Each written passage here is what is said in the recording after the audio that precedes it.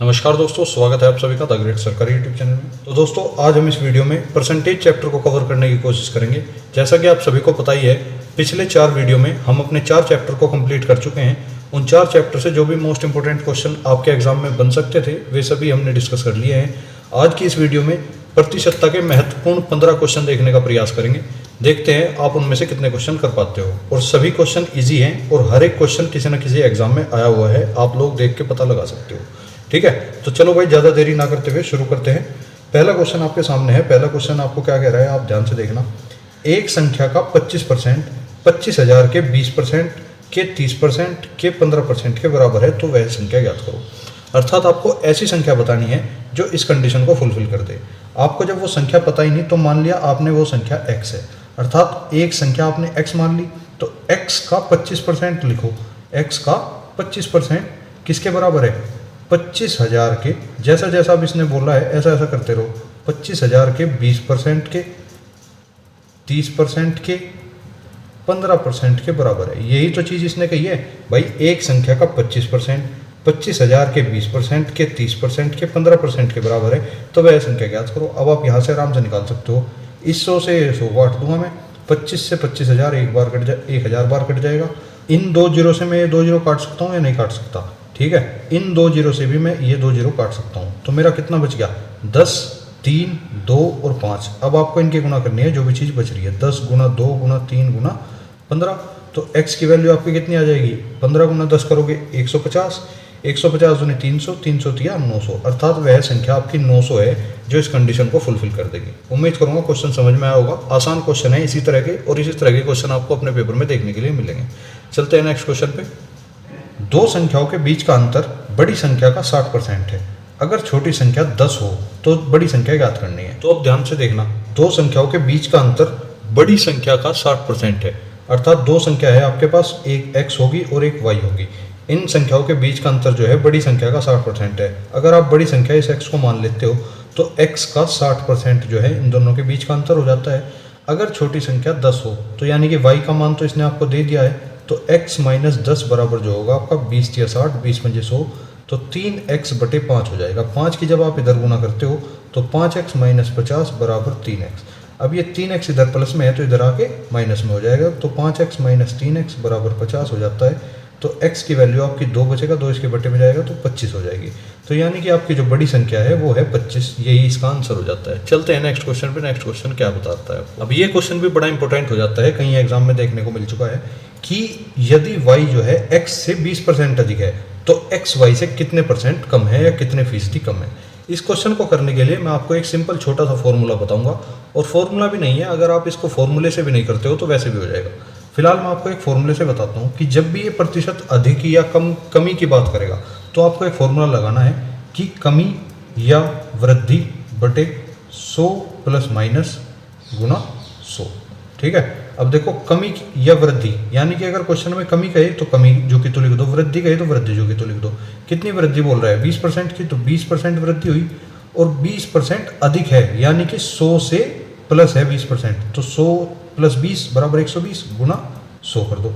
20 छिका 120, 2 तिया 6, 2 पंजे 10। अर्थात इसका जो आंसर आ जाता है आपका 16 सही 3 बटे 16 × 48 और 2 50। इतने परसेंट आपका आंसर आ जाता है, अर्थात इतने फीसदी वो कम हुआ है। ठीक है, उम्मीद करूंगा क्वेश्चन समझ में आया होगा। चलते हैं नेक्स्ट क्वेश्चन पे। नेक्स्ट क्वेश्चन है आपका, दो छात्र अमित और सुमित एक परीक्षा में बैठे हैं। अमित ने सुमित से 6 अंक अधिक हासिल किए हैं। तो पहले ही मान लो कि दो छात्र थे, अमित और सुमित, एक परीक्षा में बैठे हैं। अमित ने सुमित से 6 अंक अधिक हासिल किए हैं। तो यदि मैं सुमित के अंक मान लेता हूँ तो सुमित के अंक यदि मैं x मान लेता हूँ तो अमित ने कितने अंक हासिल किए होंगे? इससे 6 अंक अधिक हासिल किए हैं। यदि अमित के अंक उनके अंकों के योग का 56% थे, तो ये जो अमित के अंक है ना, x प्लस 6, ये इन दोनों के योग का, अर्थात 2x प्लस 6 का कितने परसेंट है? 56% है। ये क्वेश्चन में दिया हुआ है। ठीक, अब जब आप इससे इसे काटोगे तो 2 दूनी 4, 2 अठे 16 और 2 पंजे 10। एक बार और कट जाएगा 25 और एक बार और कट जाएगा 14। तो 14 बटे 25, 25 की जब आप इधर गुना करोगे तो 25x जमा 25 छिका 150 और 14 बराबर 14 दूनी 28x जमा 14 छिक 84। ठीक, अब 28x में से 25x उधर जाके घट जाएगा और 150 में से 84 इधर आके घट जाएगा। तो घटने के बाद क्या बचेगा? जल्दी कमेंट करके बताओ। 28x माइनस 25x तो इधर तो 3x बचा, इधर क्या बचा, 10 में से 4 गए 6, 14 में से 8 गए 6, तो x की वैल्यू मैं कह सकता हूँ 22, अर्थात जो आपने सुमित के अंक माने थे वे सुमित के द्वारा है, सुमित के द्वारा प्राप्त किए गए अंक हैं 22। और यदि मैं अमित के अंकों की बात करता हूँ तो अमित के अंक है 22 + 6 अर्थात 28। तो इस तरह से ये क्वेश्चन होना था, उम्मीद करूंगा समझ में आया होगा। चलते हैं नेक्स्ट क्वेश्चन पे। ये क्वेश्चन भी आपने कई बार देखा होगा, एग्जाम में बन जाता है। एक लंबवृत्तीय बेलन की त्रिज्या में 50% की वृद्धि होती है, तो इसके आयतन में होने वाली वृद्धि ज्ञात करें। इस तरह का किसी भी आकृति का जब कोई भी क्वेश्चन देगा वो आपको, तो आपको उस आकृति के फॉर्मूले पता होने चाहिए सभी के सभी। जैसे मैं अगर बेलन की बात करता हूँ तो बेलन आपका ये हो जाता है, सीधा सीधा ये आपका बेलन हो जाता है। इसमें जो बोल रहा है इस त्रिज्या में 50% की वृद्धि की है उसने, और इसके आयतन में होने वाली वृद्धि ज्ञात करो। यदि आपको बेलन का आयतन पता है क्या होता है πr²h, ठीक है, यही तो होता है। और बेलन की त्रिज्या में 50% की वृद्धि की है, अर्थात आपको इस r से मतलब होना चाहिए, तो उसके आयतन में होने वाली वृद्धि क्या होगी, आयतन में होने वाली वृद्धि आपको होगी 100 × 150 × 150 बटे 100 × 100, यही तो होगी। 100 से 100 कट जाएगा, इसको तो लिखो चाहे ना लिखो एक ही बात है।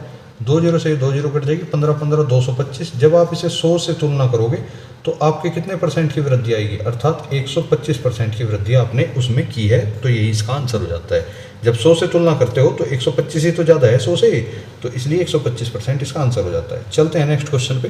नेक्स्ट क्वेश्चन भी आपका इसी तरह होगा, बस इसमें आकृति चेंज कर दी गई है। आपकी प्रैक्टिस के लिए मैंने क्वेश्चन डाला है, आप सभी इसका आंसर मुझे कमेंट करके जरूर बताएंगे। बाकी जिसको नहीं आता वो एक बार समझ लो।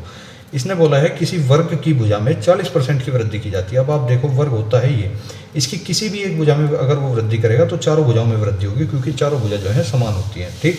तो उसने इस भुजा में मान लिया 40% की वृद्धि जो है कर दी, तो उसके क्षेत्रफल में होने वाली कमी या वृद्धि ज्ञात करो। अब सीधी सी बात है, यदि भुजा में वृद्धि हो रही है तो उसके क्षेत्रफल में भी वृद्धि होगी, कमी का तो कोई मतलब ही नहीं है। तो ये कमी आपको बिचलाने के लिए लिखी हुई है, अन्यथा कमी इसमें नहीं होगी, ठीक। यहाँ से आपको वृद्धि का तो पता लग जाता है। अगर ऑप्शन में वृद्धि पूछता तो आप सीधा वृद्धि वाले ऑप्शन पर टिक करके आगे निकल जाते, ठीक। अगर इसमें 40% की वृद्धि होती है तो क्षेत्रफल क्या होता है इसका, वर्ग का क्षेत्रफल होता है भुजा गुना भुजा, अर्थात भुजा का स्क्वायर आप बोल सकते हो।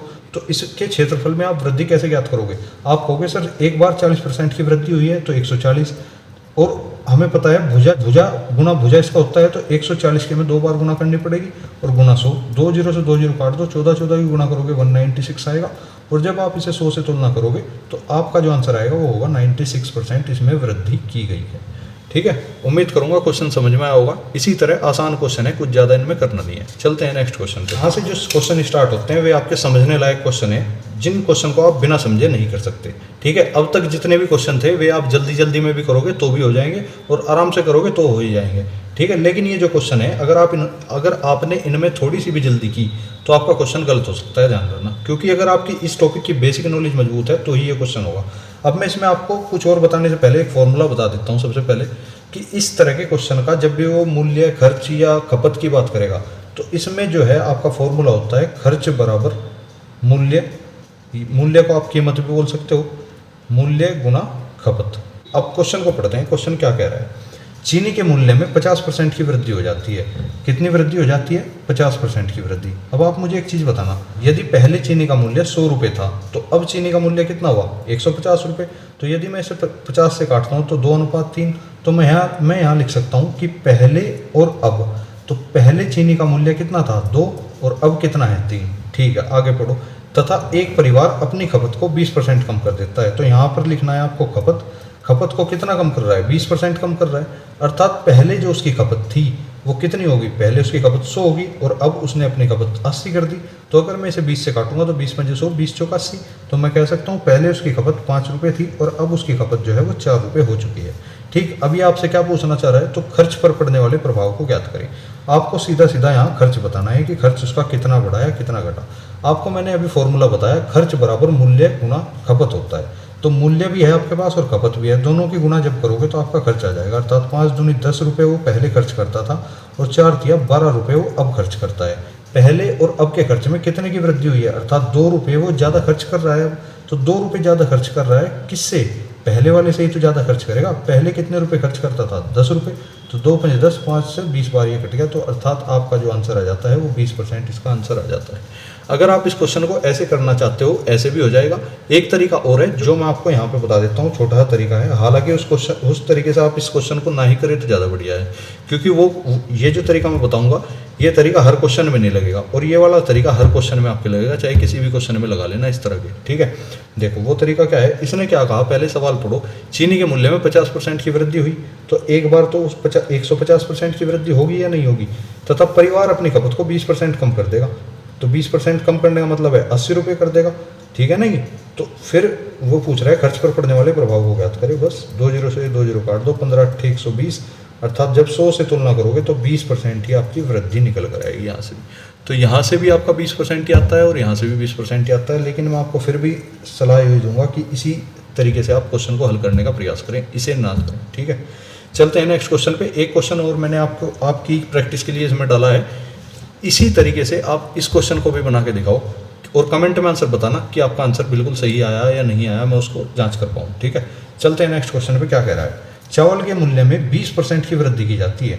आपको सीधा लिखना है मूल्य कितना है, पहले मूल्य कितना था और अब कितना है। बस इतना परफॉर्मा तो हर क्वेश्चन में बनेगा, हर क्वेश्चन में बना के तैयार रखना। चावल के मूल्य में 20% की वृद्धि की जाती है। अगर आप कहो कि चावल पहले 100 रुपये का था, अब 120 रुपये का हो गया, तो 1 जीरो से 1 जीरो कट गई, 2 5 10, 2 6 12, अर्थात मैं कह सकता हूँ 5 रुपये का पहले चावल था और अब जो है वो 6 रुपये का हो चुका है। एक आदमी अपने खर्च को केवल 8% बढ़ाना चाहता है, अर्थात इस बार उसने खर्च जो है अपना कितना बढ़ाया। मान लो उसका खर्च जो है पहले 100 रुपये था और अब बढ़ाकर कितना कर दिया, 108 रुपये। तो आप इसे जब 2 से काटोगे, 2 5 10, 2 5 10, 2 चौक 8, 2 से 25 और 2 से 27 दूनी 54। तो पहले खर्च था उसका 25 रुपये, अब खर्च करने लगा वो 27 रुपये। ठीक है ना, तो अब वो आपसे क्या पूछ रहा है, उसने अपनी खपत में कितने प्रतिशत कमी कर दी, अर्थात आपको उसकी खपत का प्रभाव बताना है, खपत पर कितना प्रभाव पड़ा। आपको अभी मैंने फॉर्मूला लिखवाया था, क्या, खर्च बराबर मूल्य गुणा खपत। देखो दोबारा लिख लो यहाँ पे, अगर आपको याद नहीं है तो खर्च बराबर मूल्य गुणा खपत। अब आपके पास इस फॉर्मूले में से 2 चीज़ होंगी हमेशा। देखो क्या क्या चीज़ है, एक चीज़ तो आपके पास खर्च है और एक चीज़ है मूल्य। आपको निकालना क्या है, खपत। तो अगर आप खपत निकालना चाहते हो तो आप अपने अनुसार इस फॉर्मूले को ढाल लेना, ध्यान रखना। खर्च बटे मूल्य हो जाएगा या नहीं हो जाएगा, खपत बराबर खर्च बटे मूल्य। तो खपत बराबर खर्च कितना है, खर्च है आपका 25, अर्थात 25 बटे मूल्य यानी कि 5। तो ऐसे ही यहाँ पे 27 बटे 6। तो 25 से जब आप इसे काटोगे तो 5 बार, और 27 से जब आप इसे काटोगे तो 3 दूनी 6, 3 नम 27। तो 9 बटे 2 आ गया या नहीं आ गया आपका।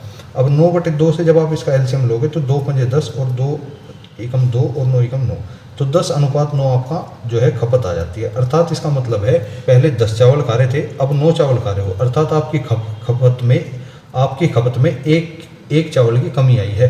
और एक चावल की कमी आई है तो वो किससे आई होगी, एक चावल की कमी जो है वो पहले के अनुसार ही तो आएगी होगी।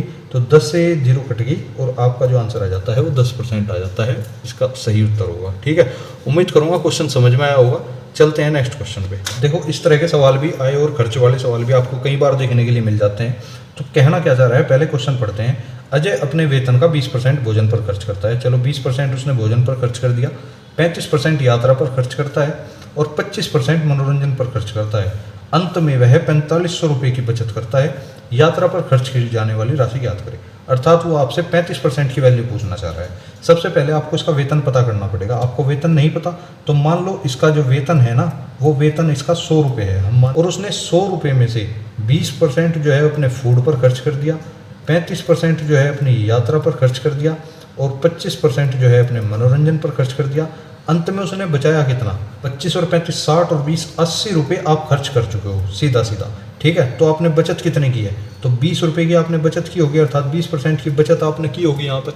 अगर आपने 20% की बचत की है तो ये 20% की बचत आपकी 4500 के बराबर हो जाती है। अर्थात आप कह सकते हो यहाँ पे कि 20% जो है आपका वो 4500 के बराबर है। तो आपसे क्या पूछा है, यात्रा पर खर्च की जाने वाली राशि ज्ञात करो। अर्थात आपने यात्रा पर कितने परसेंट खर्च किया था, यात्रा पर किया था आपने 35%। तो 20% की वैल्यू 4500 है, 35% की वैल्यू कितनी होगी, 4500 गुना 35 बटे 20।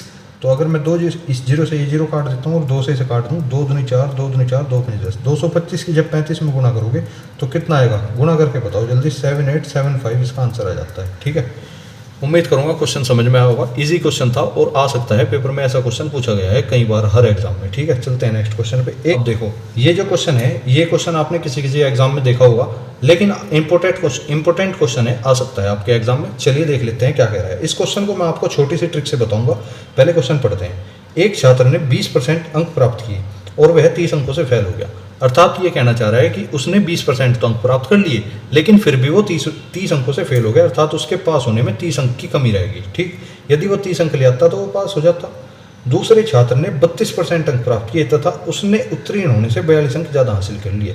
यानी कि 32% अंक प्राप्त किए, जो कि पास होने से भी 42 अंक ज़्यादा थे।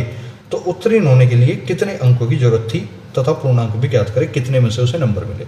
अब सीधा सा एक तरीका है इसका। सबसे पहले आपको इसमें पूर्णांक निकालना पड़ेगा। पूर्णांक या अधिकतम अंक दोनों एक ही चीज़ होती हैं। अगर आपको इसका पूर्णांक निकालना है तो पूर्णांक निकालने के लिए मैं आपको इसका एक फॉर्मूला बता देता हूँ कि अंकों का तो आपको योग करना है, जो केवल इसमें अंक दिए हुए हैं, अर्थात 30 + 42, और जो प्रतिशत दिए हुए हैं ना, परसेंटेज, इनका अंतर निकाल दो। अर्थात 32 - 20 जब आप करोगे तो 12, और गुना में रख दो 100। अर्थात आप इस फॉर्मूले को कह सकते हो कि अंकों का योग बटे प्रतिशत में अंतर गुना 100। ठीक है, अब जब आप इनकी कैलकुलेशन करते हो तो 42 और 30 आपका 72 हो जाता है, और 72 को जब आप 12 से गुना करते हो तो 100 यहाँ पे आ जाता है, 12 × 72, अर्थात जो आपके पूर्णांक है वो 600 आ जाता है। यानी कि उसे अंक जो है वो 600 में से मिलने हैं, 600 में से उसको नंबर मिलेंगे। अब देखो 600 में से नंबर उसको किस तरह से मिलेंगे। अब बात करते हैं यहाँ न्यूनतम अंक की, अर्थात उसे मिनिमम कितने अंक चाहिए। तो न्यूनतम अंक की अगर मैं बात करूँ तो 600 का अगर वो 20% अंक ले आता है इसके अनुसार, तो 600 का 20% अंक लाने पर उसे कितने अंक मिलेंगे, अर्थात उसे 120 अंक मिलेंगे। लेकिन अभी वो पास नहीं हुआ, ध्यान रखना। उसे पास होने के लिए 30 अंक और चाहिए। अगर वो 30 अंक और ले आए तो वो पास हो जाएगा, क्योंकि 30 अंकों से ही तो फेल हो रहा है। तो अगर मैं इसे 30 अंक दे देता हूँ तो 150 नंबर उसके बैठ जाते हैं। 150 नंबर जरूरी है उसे पास होने के लिए। ये तो थी आपकी पास होने वाली बात। यहाँ पे तो उसने पूछ लिया उत्तीर्ण होने के लिए कितने अंक की जरूरत थी, तो आप यहाँ पे आंसर करके आगे निकल जाओगे, यही आपका आंसर है। लेकिन अगर आपसे वो पूछ लेता है कि कितने प्रतिशत अंक की जरूरत है, तो आपको इसका सीधा परसेंट निकालना है। 150 अंक आपको मिले कितने में से, 600 में से। तो 15 × 4 = 60, 4 से जब आप इसे 25 बार काटोगे तो 25% अंकों की आपको जरूरत होगी पास होने के लिए। उम्मीद करूंगा क्वेश्चन समझ में आया होगा। आसान क्वेश्चन था। चलते हैं नेक्स्ट क्वेश्चन पे। यह क्वेश्चन भी बड़ा इजी है। एक व्यक्ति अपनी आय का 60% खर्च कर देता है। उसकी आय का 15% यदि बढ़ा दिया जाए तो उसका खर्च भी 5% बढ़ जाता है। तो इस प्रकार उसकी बचत पर क्या प्रभाव पड़ेगा। सबसे पहले इसमें ध्यान रखना, ऐसी टेबल से मैं आपको इस क्वेश्चन को समझाऊंगा और बहुत इजी हो जाएगा इस तरह से। ठीक है ना। अगर मैं कहूँ उसकी आय जो है, और यहाँ पे लिख देता हूँ व्यय, और यहाँ पे लिख देता हूँ उसकी बचत। ठीक है। अब आपको एक सीधी सा फॉर्मूला तो पता ही होगा। अगर यदि आप अपनी आय में से अपना खर्च घटाते हो तो क्या बचता है, बचत बचती है। तो मैं मान लेता हूँ उस व्यक्ति की आय जो है वो 100 रुपये, उसने व्यय अर्थात खर्च कितना किया, 60%, अर्थात 60 रुपये खर्च किए होंगे, तो बचाए कितने, 40 रुपये बचत की होगी पहली बार। अब वो बोल रहा है यदि उसकी आय 15% बढ़ जाए, अर्थात 100 से 115 रुपये हो जाए, तो उसका खर्च भी 5% बढ़ जाएगा। यानी कि आपका जो खर्च है वो 60 का 105% बढ़ जाएगा। तो 60 का जब आप 105% करते हो तो 20 × 60, 20 × 5 100, 5 दूनी 10, 5 एकम 5, अर्थात 21 × 63 रुपये आपका खर्चा आ जाएगा। और जब आप बचत करोगे, अर्थात आय में से जब आप 63 रुपये घटाओगे तो कितने रुपये बचेंगे, 115 में से 63 घटाओ, 5 में 3 गए 2, 11 में 6 गए 5, अर्थात आपके जो है 52 रुपये बचते हैं। अर्थात वो पूछ रहा है उसकी बचत पर क्या प्रभाव पड़ा। पहले बचत जो थी 40 थी, अब बचत है 52, तो कितने रुपए बढ़ गए बचत में, अर्थात आपने 52 रुपये, अर्थात आपने 12 रुपये ज़्यादा बचत कर ली पहले से। तो 12 रुपये ज़्यादा बचत की, पहले से ही तो ज़्यादा बचत की, तो पहले रुपये कितने का बचा रहा था, 40। तो 12 से जब आप इसे काटोगे तो 4 × 12, 4 धाम 10, और 10 से 1 0 कट गई, तो 30% बचत आपने कर ली है। 30% उसकी बचत बढ़ चुकी है। उम्मीद करूंगा क्वेश्चन समझ में आया होगा। इजी क्वेश्चन था, ध्यान रखना। चलते हैं नेक्स्ट क्वेश्चन पे। नेक्स्ट क्वेश्चन जो है आपका चुनाव वाला क्वेश्चन आ जाता है। ये क्वेश्चन भी आपने बहुत बार देखा होगा, कई बार एसएससी ने पूछा है, एसएससी सीजीएल तक में ये क्वेश्चन पूछा गया है, ध्यान रखना। अब देखो इसको करना कैसे है। एक चुनाव में 2 उम्मीदवार थे, बिल्कुल एक से ज़्यादा ही उम्मीदवार होते हैं चुनाव में। तो 75% मतदाताओं ने अपने वोट डाले, यानी कि 75% वोट पड़ी हैं, जिनमें से 2% वोट अवैध हैं, तथा एक उम्मीदवार को 9261 वोट मिले, जो कुल वैध मतों का 75% थे। अर्थात ये जो वोट है ना, ये वैध मतों का 75% है। तो नामांकित मतदाताओं की कुल संख्या ज्ञात करें। सिंपल है, कुछ नहीं करना। सपोज करो आपने नामांकित मतदाता x मान लिए। यदि आपके कुल मतदाता जो हैं वो x हैं जिन्होंने नॉमिनेशन भरा है, तो x का 75% मतदाताओं ने तो वोट किया है, तो 75% मैं यहाँ लिख दूंगा, और उनमें से 2% वोट अवैध हैं, तो वैध कितने हुए? 98% तो वैध हुए होंगे या नहीं हुए होंगे। अब मुझे एक चीज़ बताओ, एक उम्मीदवार को इतने वोट मिले, जो कुल वैध मतों का 75% वोट थे, तो वैध मत तो इतने ही हैं, इनका 75% ये हो जाता है, और उसको कितने मिले? 9261, बस 9261 जो है इसके बराबर हो जाएगा। आपको कैलकुलेशन करनी है, सिंपल कैलकुलेशन कर लेना, इसका जो आंसर आएगा वो आएगा 16,800 रुपये। ठीक है, इतना सा क्वेश्चन है, अगर आप कैलकुलेशन कर लेते हो आराम से सोल्व हो जाएगा। चलते हैं नेक्स्ट क्वेश्चन पे। मैं यहाँ पे कैलकुलेशन करके इसलिए दिखा रहा हूँ क्योंकि वीडियो और लंबी हो जाएगी, कोई फायदा नहीं है, ठीक है ना। अब देखो भाई, क्वेश्चन पढ़ो, इसमें क्या कहा हुआ है। एक चुनाव में 2 उम्मीदवारों द्वारा, अब एक चुनाव का क्वेश्चन इस तरह का भी आ जाता है, ये भी आप लोग देख लेना। 2 तरह के चुनाव के क्वेश्चन बनते हैं, दोनों तरह के मैं करा रहा हूँ, अगर कोई सा भी आ जाए एग्जाम में छोड़ के नहीं आना, ठीक है। एक चुनाव में 2 उम्मीदवारों द्वारा भाग लिया जाता है तथा एक उम्मीदवार कुल मतों का 41% वोट प्राप्त करके 5580 मतों से हार जाता है, तो कुल कितने मत डाले गए, अर्थात कितनी वोट पड़ी, और जीतने वाले को व हारने वाले को कितने कितने वोट मिले। ठीक है, समझ गए। अब देखो क्या करना है, इसने कहा है एक उम्मीदवार को कुल मतों का 41% वोट मिले, तो मैं अगर बात करूँ, पहला उम्मीदवार ये रहा और दूसरा उम्मीदवार ये रहा, तो पहले को कितने परसेंट वोट मिले? 41%। तो दूसरे को कितने मिले होंगे? 59% मिले होंगे। भाई कुल वोट तो हैं वो तो 100% ही होते हैं अपने आप में, तो 100 में से 41 इसे मिल गए, 59 इसे मिल गए, ठीक है। अब वो कहना चाह रहा है कि 5580 मतों से वो हार गया। तो अगर आप ध्यान से देखो, इन दोनों का अंतर कितना हो जाता है? इन दोनों का अंतर हो जाता है 18%। यदि आप ध्यान से देखोगे तो पहले उम्मीदवार से दूसरे उम्मीदवार को 18% वोट ज़्यादा मिले हैं। तो अगर मैं बात करूं 18% की जो मेरी वैल्यू हो जाती है वो हो जाती है 5580 रुपये। तो 100% की वैल्यू मेरी कितनी होगी? सीधी सीधी आप यहाँ से कुल मतों की संख्या निकाल सकते हो, अर्थात कुल मत आपके कितने पड़े हैं। तो 18 से जब आप इसे काटते हो तो ये आपका 310 बार जाएगा और 31,000 आपके कुल वोट आ जाते हैं, अर्थात कुल वोट जो है आपके 31,000 पड़े हैं। अब बात करते हैं जीतने वाले को कितने मिले और हारने वाले को कितने वोट मिले यहाँ पर। तो जीतने वाले को आपको भी पता है, जिसके वोट ज़्यादा होंगे वही जीतेगा और जिसके वोट कम होंगे वो हारेगा। तो सीधी सी बात है, अगर आप 31,000 का 59% निकालते हो तो ये तो आगे जीतने वाले के मत, इनके गुणा जब आप करोगे तो आपका 18,290 रुपये आएगा, ठीक है। वो सॉरी 18,290 वोट आएगा, अर्थात इतने वोट जो है जीतने वाले को मिले। और अगर आप इसमें से ये वोट घटा देते हो तो हारने वाले को कितने वोट मिलेंगे उसका भी आपको पता लग जाएगा, अर्थात 12,710 वोट जो है हारने वाले को मिले हैं और ये वोट जो है जीतने वाले को मिले हैं। क्लियर है इतनी बात? बस यही आपसे पूछा था, इतना सा क्वेश्चन था, अगर आपने ऐसे भी कर दिया तो भी आपका आंसर आ जाएगा। चलते हैं नेक्स्ट क्वेश्चन पे। ये क्वेश्चन भी आपको मिल सकता है, ध्यान से देखना। किसी परीक्षा में 70% विद्यार्थी जो है वे इंग्लिश में पास हुए हैं, अर्थात इंग्लिश में कितने बच्चे पास हुए? 70%। 80% बच्चे मैथ में पास हुए, 10% दोनों में फेल हुए। इस बार फेल होने की बात कर रहा है, 10% जो है इंग्लिश में भी फेल और मैथ में भी फेल। यदि दोनों विषयों में 144 विद्यार्थी पास हुए हों तो विद्यार्थियों की संख्या ज्ञात करनी है। तो सीधा सिंपल क्वेश्चन है, जैसे मैं बता रहा हूँ सेम टू सेम ऐसे करते जाना, क्वेश्चन होता जाएगा। मैं यहाँ पे 100 लिखता हूँ तो आपको भी 100 ही लिखना पड़ेगा, जिस परफॉर्मे से मैं क्वेश्चन करा रहा हूँ इसी परफॉर्मे से करना हो जाएगा। अब मैं बात करूँगा पहले सब्जेक्ट की, तो इंग्लिश में 70% विद्यार्थी पास हुए, तो फेल कितने हुए होंगे? तो 30% तो फेल हुए होंगे ना। तो आपको यहाँ पर फेल वालों की संख्या लिखनी है, क्योंकि आपको यहाँ दोनों में फेल होने का आंकड़ा दिया हुआ है, तो आपको इन दोनों को भी फेल मानकर चलना है। तो 70% यदि इंग्लिश में पास हुए हैं तो 30% इंग्लिश में फेल भी हुए होंगे। अब अगर मैं मैथ की बात करता हूँ तो मैथ्स में अगर 80% पास हुए हैं तो 20% फेल भी हुए होंगे नहीं हुए होंगे। अब ये दोनों फेल हो गए तो 10% दोनों में फेल हुए, तो 10% जो है इन दोनों में ही फेल हो गए, ठीक। अब अगर मैं 100 में से इसे घटाता हूँ, 30 और 20 50 में से 10 गए तो 40, तो आपका 60% जो है वो पास की वैल्यू आ जाती है। मैं कह देता हूँ कि दोनों विषयों में 144 विद्यार्थी पास हुए हैं, तो 60 जो है वो मेरा 144 के बराबर हो जाएगा। तो 100 जो है वो कितने के बराबर होगा? 144 गुना 100 बटे 60। तो 60 से 0 और 6 से जब आप इसे काटोगे तो ये कितने बार जाएगा? ये जाएगा आपका 24 छिक्का 144, 24 में 120, हाँ ठीक है। तो 240 जो है स्टूडेंट आपके पास टोटल हैं, जिनमें से 70% इंग्लिश में पास, 80% मैथ में पास, 10% दोनों में फेल, ठीक। इस तरह से ये क्वेश्चन था। चलते हैं नेक्स्ट क्वेश्चन पे। आज का अंतिम व लास्ट क्वेश्चन हो जाता है और इम्पोर्टेंट क्वेश्चन है, देखने के लिए जरूर मिलेगा, ध्यान रखना।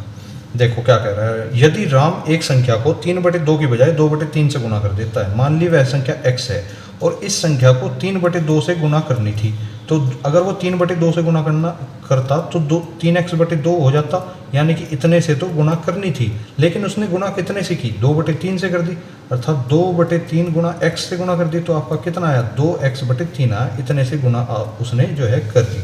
अब देखो ये जो है इससे कितना अधिक है या कितना कम है, आपको बस अंतर निकालना है। और अब जब आप इन दोनों का अंतर निकालोगे तो 3x/2 माइनस 2x/3 आप करोगे, तो जब आप इन दोनों का अंतर निकालोगे एलसीएम लेकर, एलसीएम आपका 6 आ जाएगा, यहाँ पे आपका 9x और यहाँ पे आपका 4x आ जाता है, 9 में से 4 गए तो 5x बचता है, अर्थात 5x/6। 5x/6 ये कितने से ज़्यादा है, ये 3x/2 से ज़्यादा है, तो गुणा 100 में कर दूंगा बस। अब तो ईजी हो जाता है क्वेश्चन, अब इसमें कुछ नहीं है। तो 5x गुणा 2/6 गुणा 3x गुणा 100, ठीक है। x से x कट गया आपका, 2 से 3 बार कटेगा, 3 3 9 और 500/9 इसका आंसर आ जाता है, 500/9%। यही इसका आंसर है। अगर आप इसे पॉइंटों में लिखोगे तो 55.55 ही इसका प्रतिशत में आंसर आएगा, ठीक है। तो ये थे आपके आज टॉप 15 क्वेश्चन। उम्मीद करूँगा आपको पसंद आए होंगे। थोड़ा जल्दी में मैंने इसलिए कराए हैं क्योंकि और भी क्वेश्चन है, और भी क्वेश्चन तैयार करने हैं इसलिए, लेकिन आपको समझ में आए होंगे। अगर कोई क्वेश्चन नहीं समझ में आया फिर भी तो मुझे कमेंट कर देना, ठीक है। चलते हैं, मिलते हैं नेक्स्ट वीडियो में, तब तक के लिए जय हिंद जय भारत।